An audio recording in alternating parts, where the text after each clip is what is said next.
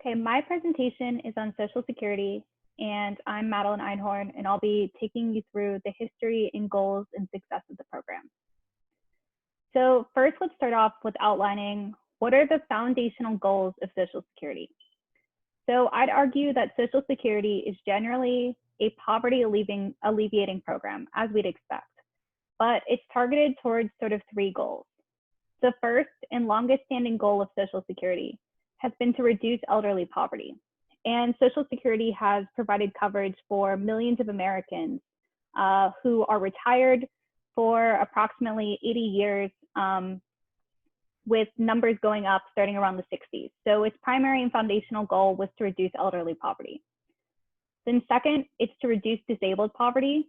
So a lot of people who are disabled and can't work will get coverage through Social Security, and they're allotted a small amount of benefits per month, but they are given some benefit to help reduce the impact of their inability to work. So then the third group who Social Security is trying to alleviate poverty for is young survivors of deceased workers. So these people have a probably parent who is deceased and can no longer work, and so they get allotted Social Security coverage. And something that's important to note is for all three of these groups, dependents are also covered. So if you are retired and your spouse didn't work, they'd also be covered by Social Security coverage. So then next, I think it's important to look at what the big picture for Social Security is. So this can kind of tell you the trend throughout time. So this is a graph that I got from the Social Security Administration, where they're calculating the number of people who are receiving Social Security benefits per year. So the chart begins in 1970, where you can see there are about 25 million people acquiring Social Security benefits. And the chart displays data through 2021, where it's assumed about 65 million people will receive benefits. In 2020, about 64 million people approximately receive benefits. And it's very clear that the majority of people receiving benefits through all time has been retired workers, which makes sense since that's who the program was originally primarily aligned to reduce poverty for, as well as survivors have had a fairly steady rate of about 5 million to 8 million people acquiring Social Security per year, and that number is going down a little bit. And individuals who are disabled who are receiving Social Security benefits, that number is up approximately 10 million, declining a little bit. But this shows you sort of the big picture and the numbers that I'm talking about. So clearly Social Security is a very large and important program in the United States. So then let's talk about how does Social Security work. So basically what happens is a worker and their employer pay a percentage of their income in the form of a payroll tax. So they each pay approximately 6% of their income to this payroll tax. And that's taken out of their income and it's distributed into two funds. Both are considered Social Security funds. And the first one, where the majority of the money goes, is for retirees. So the majority of the time, people are putting money into Social Security, and then when they retire, they get a certain amount of the money that's kind of in that pot, in that large fund. Then second, there's a fund for disabled workers. So this is a much, much smaller percentage, but fundamentally it's for people who can't work because they're disabled, and so that's where they collect funds from. So then when a worker becomes eligible, that's when they can start receiving funds. And for retired workers, it's primarily based on their income and their age. Disabled workers, it's a little bit based on their past income, not really as much based on their age, but dependents are certainly factored into that as well. So then the history of Social Security.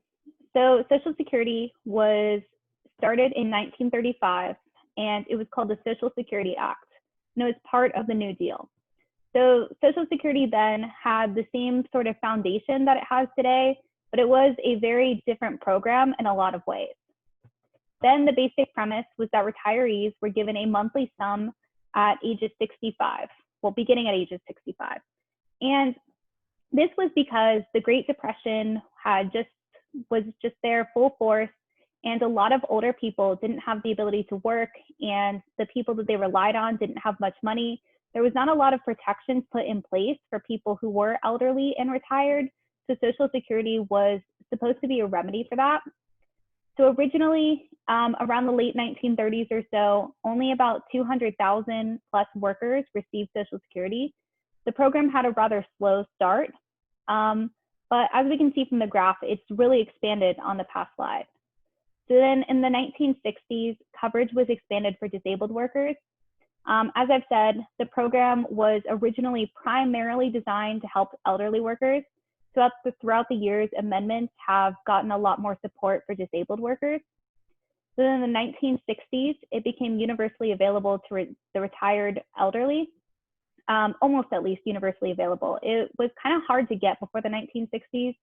And then in the 1980s, there was a significant event, which was the Greenspan Commission, and it was designed to amend Social Security because there was a lot of problems with it, mainly how funding was allocated.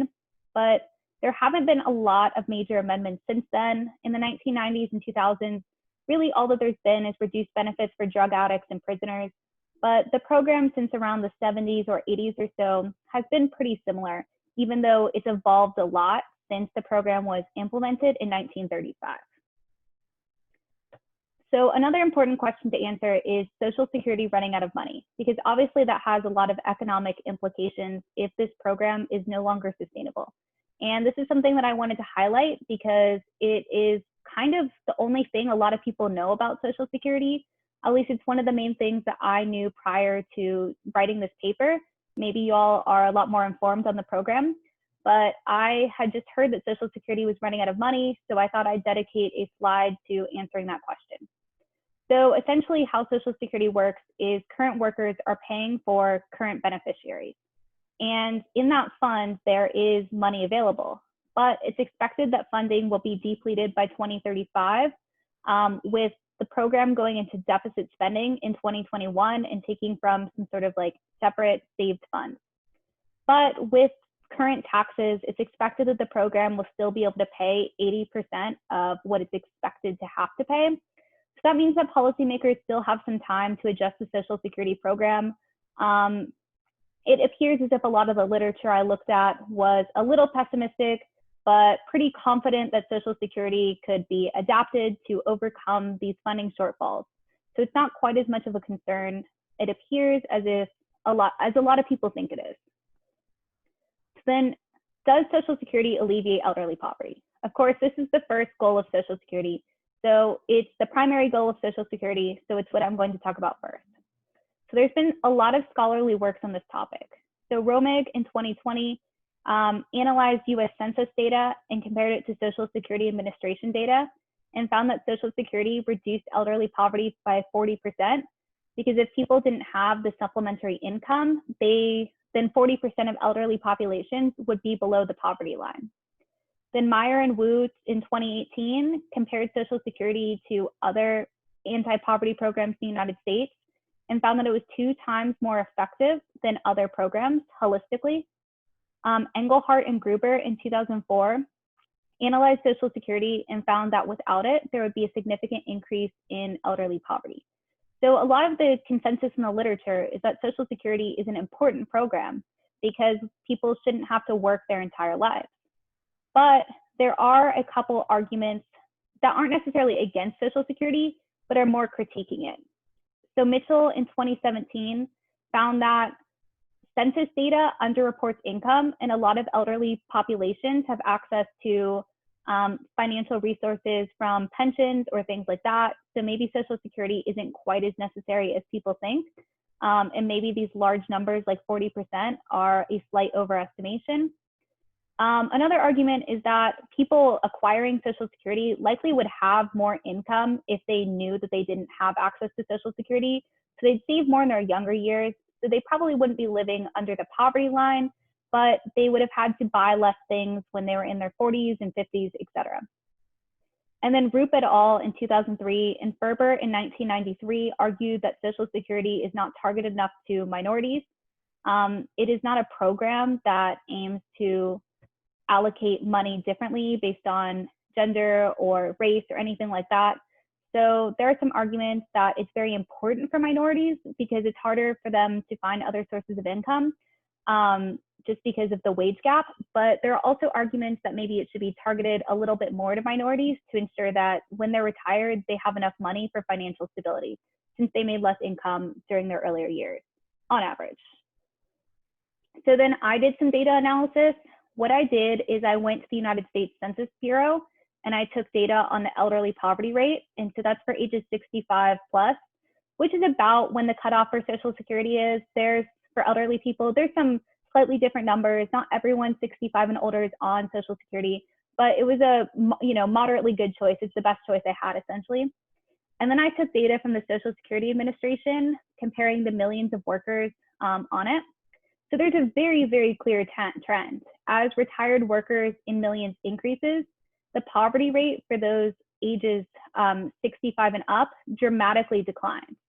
And it's a pretty stable trend. It's pretty clear just from looking at it.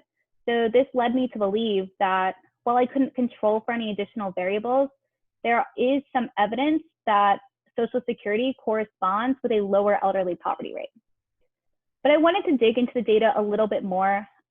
So one way that I thought I could do that is analyze Social Security divided by gender for elderly populations.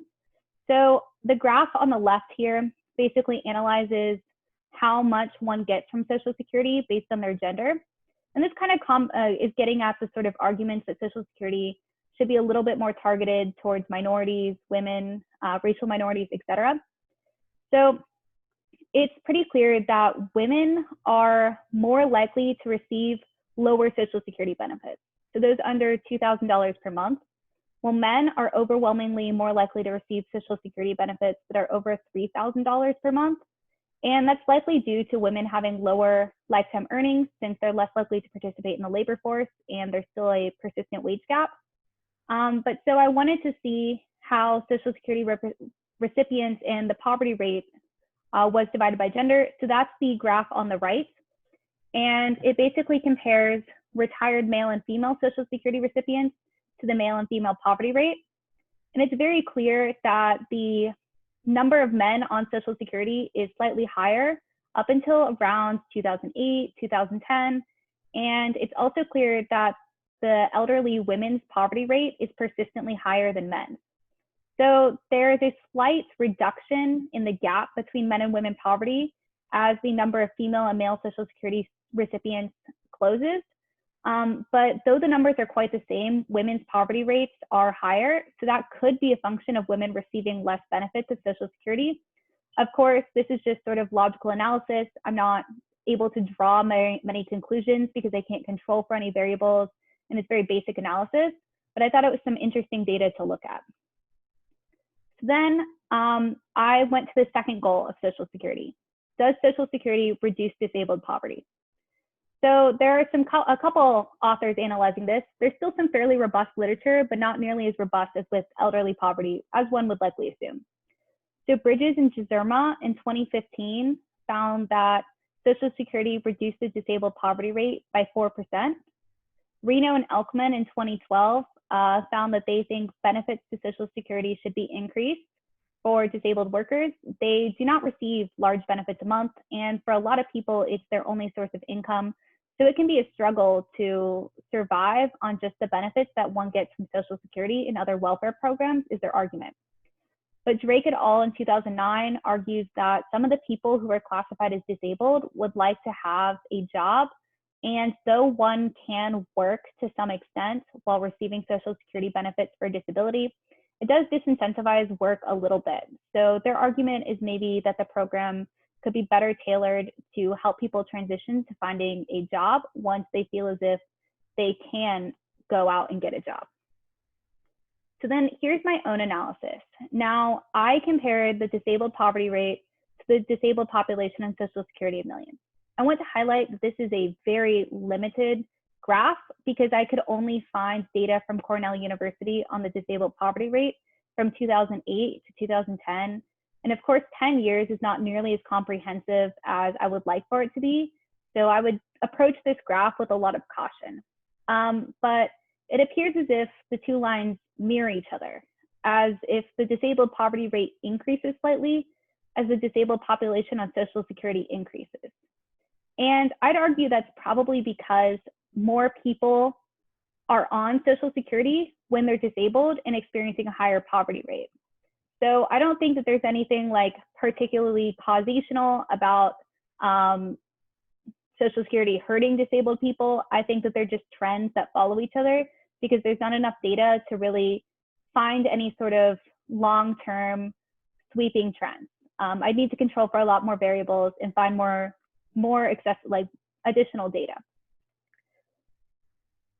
But so the third goal of Social Security was to reduce poverty for young survivors, and I didn't have any data to do that because it's such a small subset of people on Social Security, and it's difficult to find US Census data and even Social Security Administration that does that. So I stuck to the two main groups, really focusing on elderly poverty, since it is the primary goal of Social Security. But I'd like to kind of draw some conclusions based on what we've talked about in the presentation. So first, can Social Security reduce elderly poverty? It likely does reduce elderly poverty. I mean, elderly poverty rates have dramatically declined since the 1960s, 1970s, et cetera. And that it has happened with the advent of Social Security and with millions more Americans being able to access it. My analysis is rather simplistic, but combined with the analysis of the peer-reviewed journals that I cited earlier in the presentation, there is a lot of evidence that indicates that Social Security helps reduce elderly poverty. Then the second goal, reducing disabled poverty. There's less evidence here. It's been less studied. And of course, my analysis was much too simplistic to draw any conclusions. But it seems as if maybe with some minor modifications, Social Security really does help disabled people. If someone can't work, then it's probably very difficult for them to find a source of income. So Social Security can be very beneficial. But there are some good arguments that the program could be reformed to provide people maybe with more money, or reformed to help people transition a little bit who are interested in acquiring a job. But the general consensus is that Social Security is a positive program for millions of Americans. And I hope that you all learn some more about Social Security through watching this presentation.